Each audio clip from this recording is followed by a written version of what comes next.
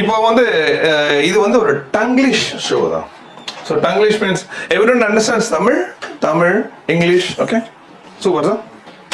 So Tanglish வந்து something like mocktail and cocktail அந்த மாதிரி சார். யார் அது?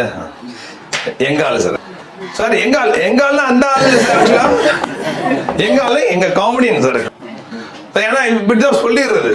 சொல்லிட்ட பிறகு என்ன பண்றாங்க, நீங்களும் இன்னும் போயிடுவீங்க. அப்புறம் வெளில போயிட்டு செல்வா வந்து ரேஷியல் டிஸ்கிரிமினேஷன் பத்தி பேசலாம் அப்படின்னு சோஷியல் மீடியால போட்டுருவாங்க. அப்புறம் என்ன அரெஸ்ட் பண்ணுவாங்க சார். என்ன அரெஸ்ட் பண்ணா கூட பரவாயில்ல சார்.